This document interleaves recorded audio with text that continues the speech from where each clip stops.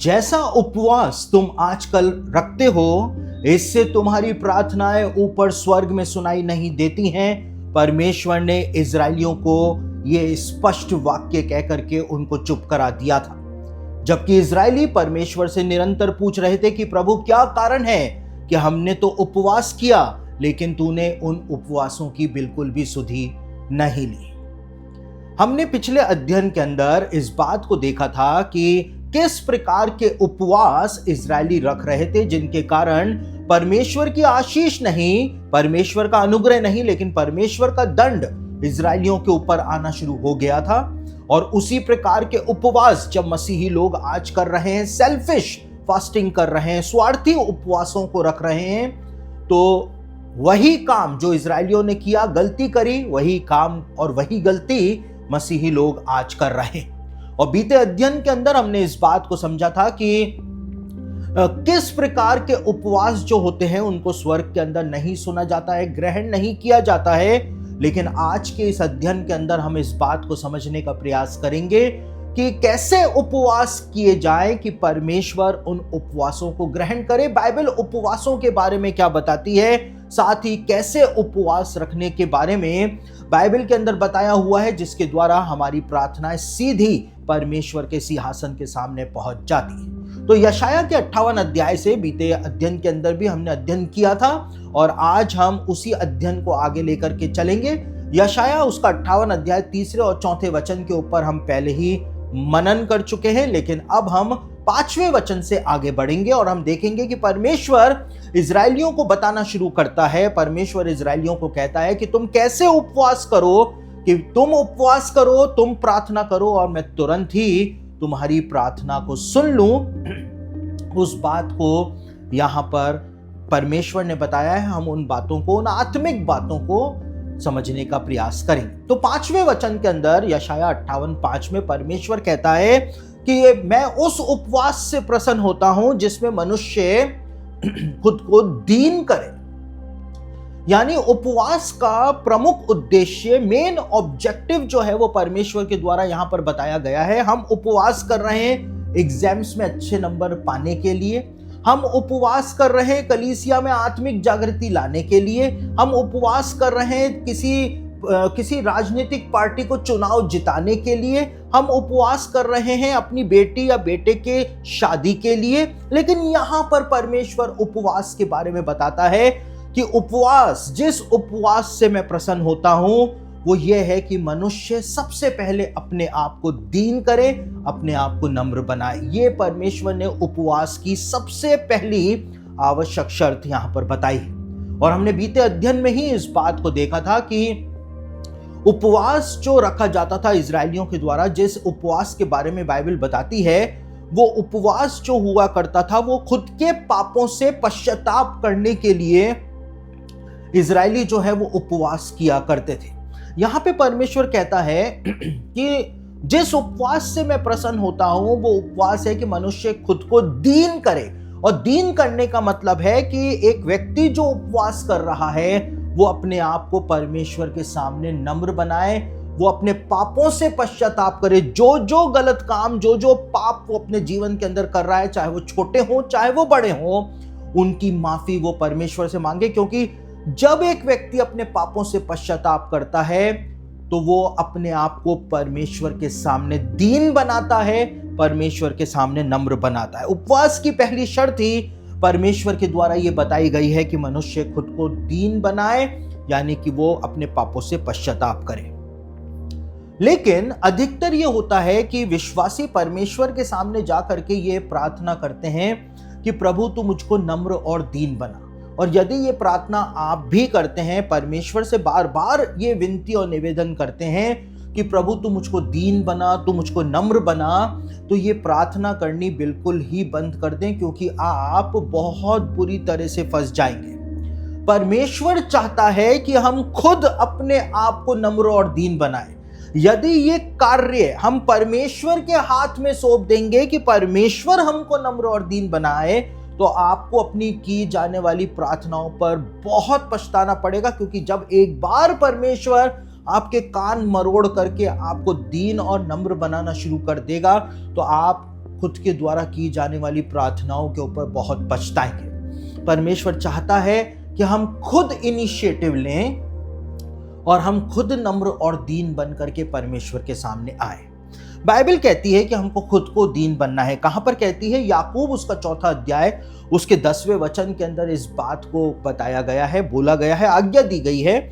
और पहला पतरस 5 अध्याय उसके 6 वचन के अंदर भी इस बात को बताया गया है कि हम को खुद को नम्र और दीन बनाना है। परमेश्वर इस काम को नहीं करेगा, और यदि आप चाहते हैं कि परमेश्वर इस काम को करे तो फिर आपको आगे बहुत पछताना पड़ सकता है। परमेश्वर के एक दास हुए जिनका नाम था जॉन बुनियन, और जॉन बुनियन इस बात को कहा करते थे कि जो नीचे है उसको गिरने का डर नहीं होता है, क्योंकि वो पहले से ही नीचे बैठा हुआ है। जॉन बुनियन का यह कहना था कि जो व्यक्ति अपने आप को नम्र और दीन बनाता है परमेश्वर के सामने, परमेश्वर ही उसको नीचे से उठा करके ऊपर की ओर ले जाता है। परमेश्वर के एक और महान दास हुए जिनका नाम था डेरिक प्रिंस, और डेरिक प्रिंस इस बात को कहते थे कि ऊपर जाने का रास्ता नीचे से है। जो अपने आप को नम्र और दीन बनाएगा, जो अपने आप को छोटा बनाएगा, उसको परमेश्वर उठा करके ऊपर की ओर ले जाएगा। और यहाँ पर परमेश्वर यशाया के द्वारा इसी बात को कहता है। उपवास का प्राइम ऑब्जेक्टिव परमेश्वर बताता है। परमेश्वर इस बात को कहता है कि जिस उपवास से मैं प्रसन्न होता हूं वो ये है कि सबसे पहले इंसान अपने आप को दीन बनाए, वो अपने पापों से पश्चाताप करे, क्योंकि एक विश्वासी जो होता है वो इस प्रकार से आत्मिक जीवन के घमंड से भरा हुआ होता है कि उसको खुद की गलतियां कहीं पर भी दिखाई नहीं देती हैं। उसको सारे फॉल्ट्स जो हैं वो दूसरे के जीवन के अंदर दिखाई देते हैं। वचन के अंदर जिन बातों के बारे में कहा गया है कि ये तुम ना करना, वो सारी की सारी बातें दूसरे के जीवन में एक विश्वासी को दिखाई देती हैं, लेकिन खुद के जीवन के अंदर वही गलतियां, वही बातें उसको दिखाई नहीं देती हैं। इसलिए परमेश्वर कहता है कि जब तुम उपवास पर आओ तो सबसे पहले तुम अपने आप को परखो, अपने आप को जांचो, अपने आप को छानो, तब समझ में आएगा कि तुम वास्तव में दीन बने हो, वास्तव में नम्र बने हो, और अपने पापों से पश्चाताप करो। क्योंकि इजरायली जब भी उपवास करते थे, उनके उपवास का कोई दूसरा कारण या कोई दूसरा उद्देश्य नहीं होता था, वो अपने पापों से पश्चाताप के लिए उपवास किया करते थे। अब आप कहेंगे कि एस्तर के ज़माने में इजरायलियों ने या यहूदियों ने जो 3 दिन का उपवास किया, वो तो जान बचाने का उपवास था, वो जान बचाने का उपवास नहीं था। लेकिन वो 3 दिनों के उपवास जो एस्तर के ज़माने में किए गए थे, सारे यहूदी इस बात को समझ गए थे कि फारस के राजा ने यह आज्ञा जो जारी करी है, इसका कारण यह है कि यहूदियों के जीवन के अंदर पाप पाया जाता है। इसी वजह से परमेश्वर का डिवाइन प्रोटेक्शन उनके ऊपर नहीं आया, और फारस के राजा के द्वारा हामान जो है उसने ये राज आज्ञा जो है वो पारित करा दी। और उन 3 दिनों का उपवास जो यहूदियों के द्वारा किया गया था, वो खुद के पापों से प्रायश्चित के रूप में किया गया था। और इसी प्रकार से योएल भविष्यवक्ता जब कहता है, डिक्लेयर करता है कि उपवास का दिन ठहराओ, महासभा का प्रचार करो, अपने अपने दिलों को फाड़ करके परमेश्वर के सामने आओ, तो उपवास जो है वो पापों से पश्चाताप के लिए वहां पर घोषित किया जा रहा है। तो जब भी इजरायली उपवास किया करते थे, दानियल ने उपवास किया तो वो उपवास जो था वो पूर्वजों के पापों की क्षमा के लिए वो उपवास कर रहा था। नेहमिया ने उपवास किया तो वो माफी मांगने के लिए उपवास कर रहा था, चाहे खुद के पापों से माफी मांगने के लिए कर रहा हो, चाहे दूसरों के पापों के लिए माफी मांगने के लिए कर रहा हो, लेकिन वो उपवास जो था वो पापों की क्षमा के लिए पश्चाताप के रूप में वो उपवास रखा जा रहा था। और इसी बात को खुद यीशु मसीह के द्वारा भी, हमारे उद्धारकर्ता के द्वारा भी बताया गया कि उपवास का मुख्य उद्देश्य जो है वो खुद को दीन बनाना होता है, यानी अपने पापों से पश्चाताप करना उसका मुख्य उद्देश्य होता है। मत्ती रचित सुसमाचार उसका 6 अध्याय उसके 17वें वचन में यीशु मसीह ने उपवास के बारे में, जब यीशु अपने शिष्यों को शिक्षा दे रहा था, तो वहां पर यीशु मसीह ने कहा कि उपवास के दौरान तुम क्या करो, उपवास के दौरान तुम सिर पर तेल लगा और मुंह धो। यहां पर यीशु मसीह ने इस बात को कहा। आपको जानकर के हैरानी होगी कि यहूदी लोग जब उपवास किया करते थे यीशु मसीह के काल में, तो वो अपने सिर पर तेल नहीं लगाते थे, पूरे दिन, और वो अपना मुंह भी नहीं धोते थे पूरे दिन। लेकिन उसके बावजूद यीशु मसीह ने इस बात को कहा कि अपने सिर पर तेल लगा और मुंह धो। यीशु मसीह कोई शारीरिक बात यहां पर नहीं कर रहा था, कोई सांसारिक बात यहां पर नहीं कर रहा था, लेकिन यीशु मसीह एक बहुत ही गहरी आत्मिक बात को यहां पर समझा रहा था, जिसको हम आज भी नहीं समझ पाए। मुंह जो होता है, एक व्यक्ति का मुंह जो होता है, वो उसको सोसाइटी के अंदर रिप्रेजेंट करता है।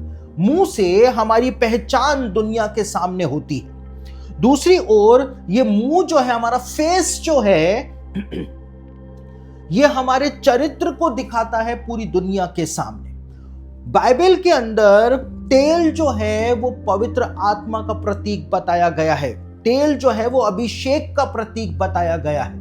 यीशु मसीह बोल रहा है, यीशु मसीह कह रहा है, उपवास के दौरान तुम क्या करो? उपवास के दौरान तो अपने सिर पर तेल लगा, यानी कि पवित्र आत्मा को अपने ऊपर आने दे, पवित्र आत्मा का अधिकार अपने ऊपर आने दे, और अपना मुंह धो, यानी कि जो तेरा चरित्र है, पवित्र आत्मा को तेरे जीवन में उपवास के दिन काम करने दे। पवित्र आत्मा तुझको कायल करेगा, पवित्र आत्मा तुझको याद दिलाएगा तेरी गलतियां, तेरे पाप, और तू उनसे क्षमा मांग ले, और इस तरह से तू अपना मुंह धो करके साफ कर ले, अपने चरित्र को साफ कर ले, ताकि जब तू उपवास करे और जब तेरा उपवास खत्म हो तो उसके बाद दुनिया जाने कि तूने उपवास किया था और तूने अपने जीवन को परिवर्तित किया था, और आज उसी उपवास की वजह से तेरा पूरा जीवन जो है वो परिवर्तित हो रखा है। यही बात जो है वो यीशु मसीह ने अपने शिष्यों को समझाई थी। यीशु मसीह ने भी बताया था कि उपवास का मुख्य काम जो होता है वो एक व्यक्ति के द्वारा अपने पापों से पश्चाताप करना होता है। अपनी आंतरिक सफाई करने के लिए एक व्यक्ति भूखा प्यासा परमेश्वर के सामने आता है, और परमेश्वर जब देखता है कि उसने वास्तव में सच्चे दिल से पश्चाताप किया है, वास्तव में वो रिपेंट कर रहा है, तो परमेश्वर का अनुग्रह उसके ऊपर हो जाता है। तो यही बात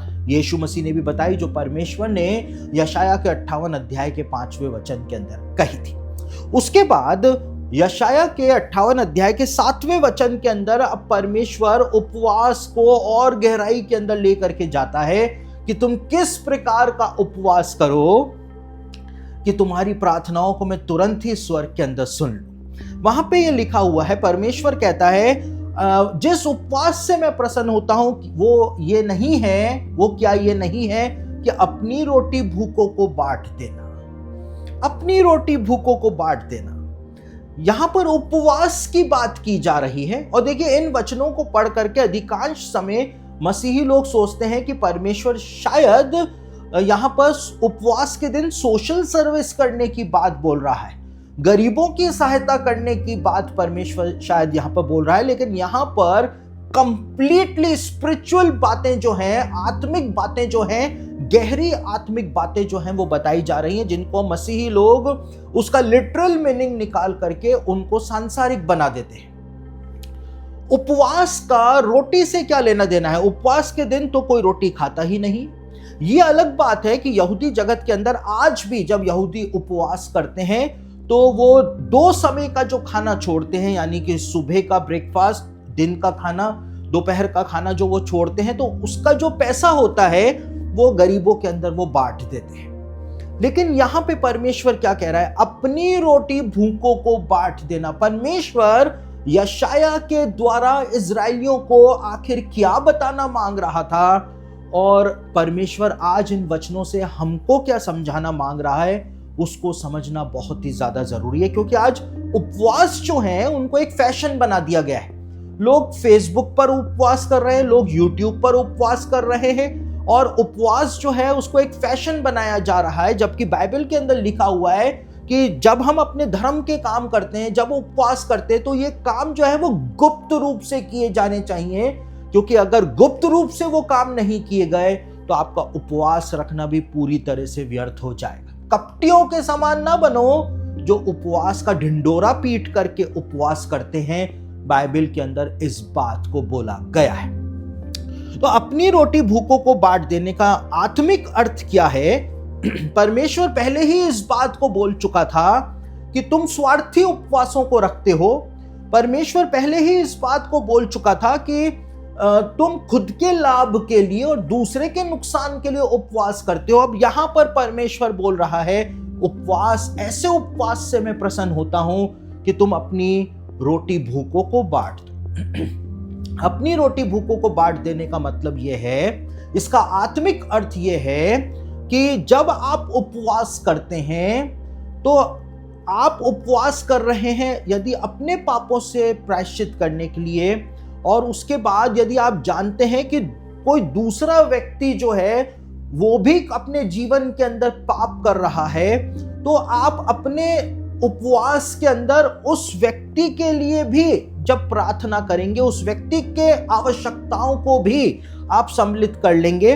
आप उपवास कर रहे हैं, अपने पापों से क्षमा मांग रहे हैं, साथ ही साथ आप अपनी चंगाई के लिए प्रार्थना कर रहे हैं कि प्रभु इन पापों को करने के कारण ये बीमारी मेरे शरीर के अंदर आ गई, मुझको क्षमा कर दें और इस बीमारी को दूर कर दें।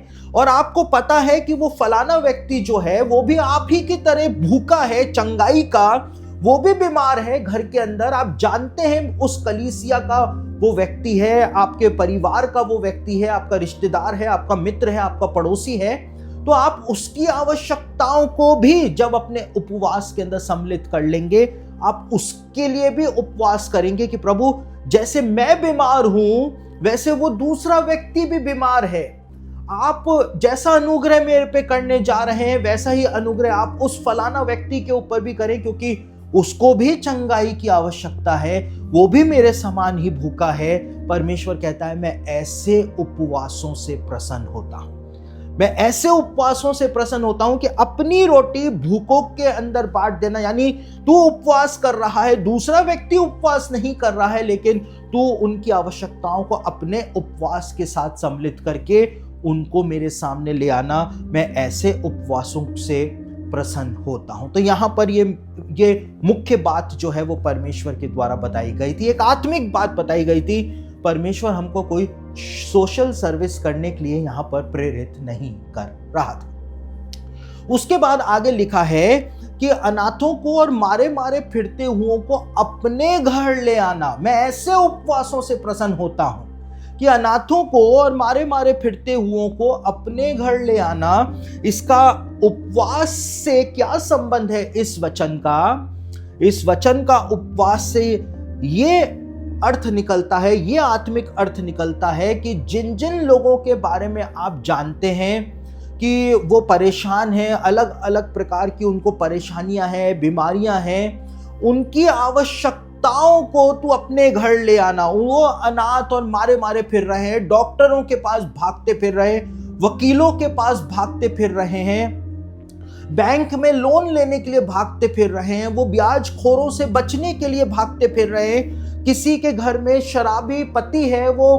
बच्चे और पत्नी उस पति से बचने के लिए भागते फिर रहे हैं। उनको आवश्यकता है कि परमेश्वर की डिवाइन हेल्प और परमेश्वर की इंस्टेंट हेल्प जो है उनको मिलने पाए। तो तू अनाथों और मारे मारे फिरते हुए लोगों की आवश्यकताओं को अपने घर ले आना। तू जब उपवास करे तो खुद के लिए उपवास जब करे तो उन सारी आवश्यकताओं को के लिए भी उपवास करके उनको परमेश्वर के सामने पेश कर देना। ऐसे उपवासों से मैं प्रसन्न होता हूं। परमेश्वर कहता है तू स्वार्थी उपवासों को मत रखना कि तू खुद के लाभ के लिए उपवास करे और दूसरों की चिंता ना करे, लेकिन तू दूसरों की चिंता भी जब करेगा तो मैं तेरे उपवासों को सुन लूंगा। क्या हम इस प्रकार के उपवासों को आज कर रहे हैं?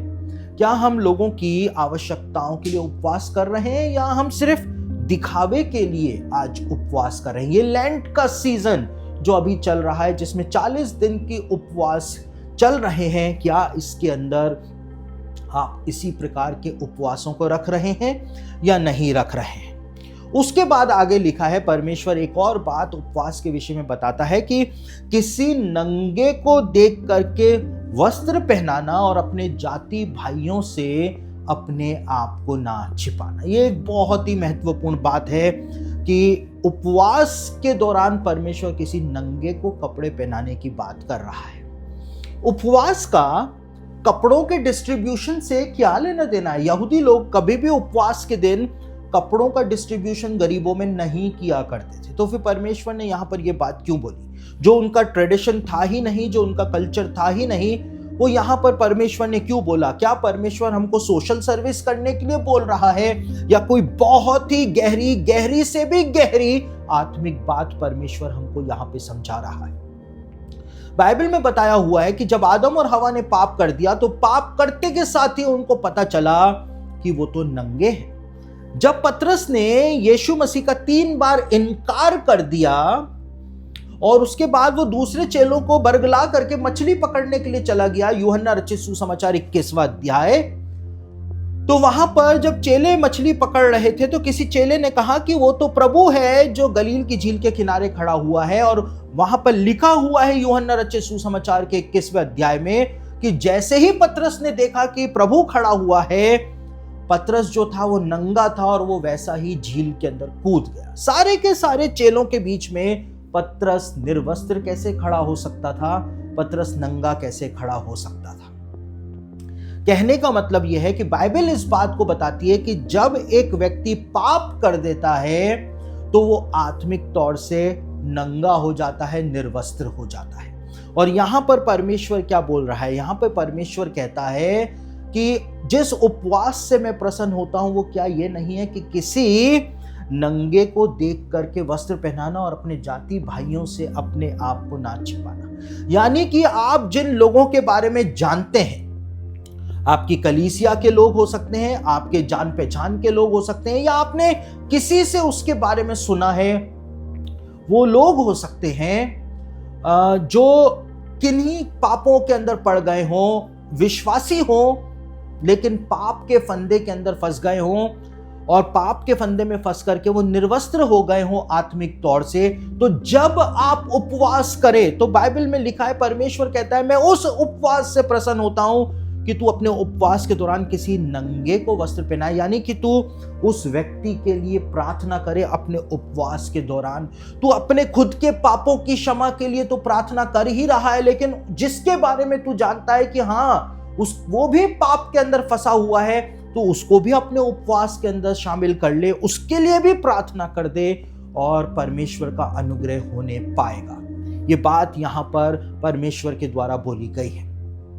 देखिए, इसके विषय में मैं आपको एक बात बताऊं कि जब मैं नया नया विश्वास के अंदर आया था उस समय मेरे पास कोई आत्मिक समझ इतनी थी नहीं, और यूं कह सकते हैं बिल्कुल भी आत्मिक समझ उस समय मेरे पास नहीं थी।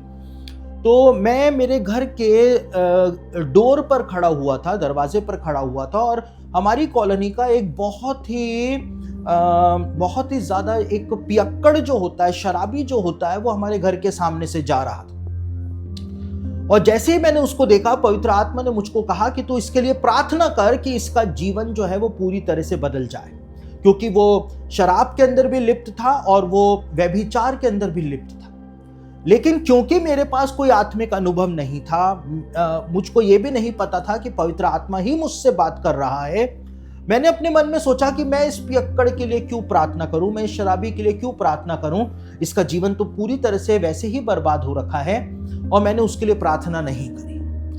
2 दिनों के बाद मुझको खबर मिली कि वो शराबी जो था उसकी मृत्यु हो गई, वो मर गया। और मैं अंदर से पूरी तरह से टूट गया, पूरी तरह से मैं परेशान हो गया। मैंने पवित्र आत्मा से माफी मांगी, मैंने परमेश्वर से क्षमा मांगी, मैंने यीशु मसीह का अनुग्रह खुद के लिए मांगा कि मुझसे गलती हो गई, और मैंने प्रॉमिस किया पवित्र आत्मा को कि प्रभु अब से जब भी आप किसी के लिए मुझको प्रार्थना करने के लिए कहोगे, मैं कभी भी देर नहीं लगाऊंगा, लेकिन आप मुझे क्षमा कर देना। लेकिन पवित्र आत्मा ने कोई भी जवाब नहीं दिया, क्योंकि मैं उसकी आज्ञा टाल चुका था।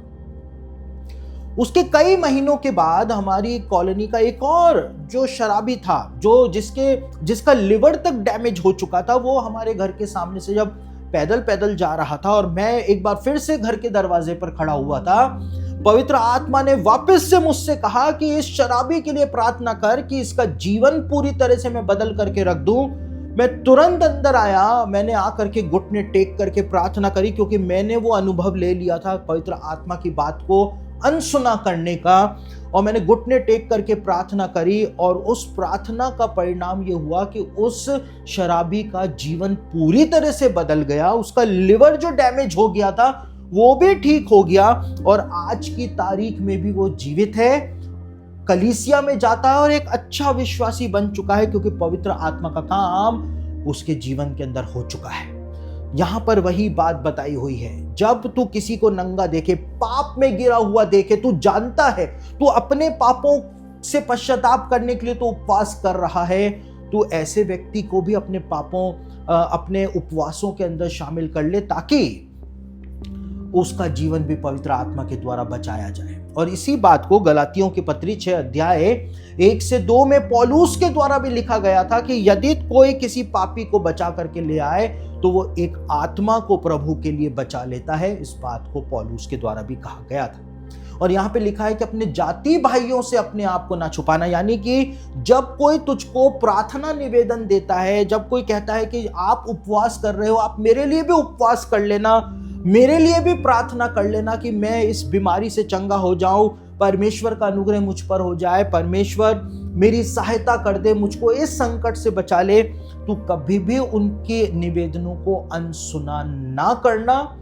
यहाँ पे लिखा है अपने जाति भाइयों से अपने आप को ना छुपाना। परमेश्वर कहता है मैं ऐसे उपवासों से प्रसन्न होता हूं जिसमें मनुष्य ऐसे काम करे, तब जाकर के तेरी प्रार्थनाएं जो हैं वो स्वर्ग के अंदर सुनाई दे जाएंगी। और उसके बाद परमेश्वर क्या कहता है, जब तू इस तरह से उपवास करेगा तब क्या होगा। परमेश्वर कहता है तब तेरा प्रकाश पौ फटने की नाई चमकेगा और तू शीघ्र ही चंगा हो जाएगा।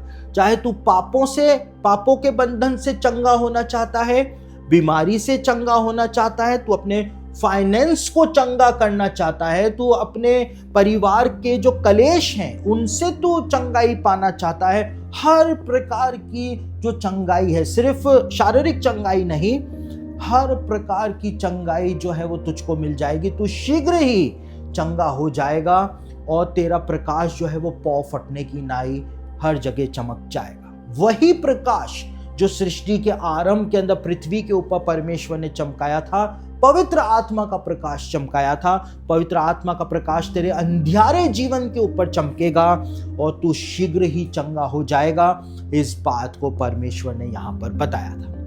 क्या हम इस प्रकार के उपवासों को कर रहे हैं? पवित्र आत्मा ने मुझको ऐसा बोझ दिया कि लैंट का ये समय जो चल रहा है, इसमें मैं उपवासों के बारे में आपको बताऊं। मैंने पिछले अध्ययन में आपको बताया कि किन प्रकार के उपवासों से परमेश्वर घृणा करता है, उनसे नफरत करता है। लेकिन यहाँ पे परमेश्वर बता रहा है कि कैसे उपवास किए जाएं जिसके द्वारा मैं प्रसन्न होता हूं और तुम्हारी प्रार्थनाओं को सुन लेता। तो उपवास का जो प्राइम ऑब्जेक्टिव होता है वो अपनी मांगों को मनवाने के लिए उपवास हम नहीं करते हैं, लेकिन उपवास का मतलब होता है हम अपने पापों से पश्चाताप करने के लिए भूखे और प्यासे रहते हैं, परमेश्वर के सामने अपने आप को नम्र और दीन करते हैं। और परमेश्वर ने एक पूरा क्राइटेरिया बताया हुआ है कि एक पूरा ब्लूप्रिंट बना करके दिया है कि कैसे उपवासों को करो तो तुम्हारी प्रार्थनाएं सुन ली जाएगी। ध्यान रखें, ढिंडोरा पीट करके आप कभी भी उपवास ना रखें। पूरी दुनिया को बता करके कि मैं उपवास कर रहा हूं, कभी भी उपवास ना रखें। यीशु मसीह ने कहा वे अपना प्रतिफल पा चुके, उनको कोई प्रतिफल नहीं मिलेगा अगर वो ढिंडोरा पीटेंगे। आज यही तो हो रहा है, यही आत्मिक गलतियां हो रही हैं। और जब मैं इन गलतियों को पॉइंट आउट करता हूं तो जो विश्वासी हैं वो मुझको गालियां बकते हैं, गंदी गंदी गालियां बकते हैं। क्यों बकते हैं? क्योंकि मैं उनकी गलतियों को पॉइंट आउट करता हूं। बाइबल में लिखा है तुम कपटियों के समान उपवास मत करना, क्योंकि वो ढिंडोरा पीट करके उपवास करते हैं। आज लोग फेसबुक पर पोस्ट बना करके लगाते हैं कि हम उपवास कर रहे हैं। ये बाइबल के अनुसार नहीं है, बाइबल के अनुसार नहीं। और उपवास जो है, मैं अगले अध्ययन के अंदर आपको बताऊंगा कि यदि कोई कहता है कि मैं उपवास कर रहा हूं इसलिए तुम भी मेरे साथ उपवास करो, ये बाइबल की शिक्षा नहीं है। उपवास जो है वो एक व्यक्तिगत काम है। पवित्र आत्मा आपको व्यक्तिगत अगुवाई देगा उपवास करने की। किसी दूसरे के कहने से आप कभी भी उपवास मत करना, वरना आप बहुत बुरे ट्रैप के अंदर फंस सकते हैं। वो हम अगले अध्ययन के अंदर उसकी चर्चा करेंगे। तो आज के अध्ययन में इतना ही।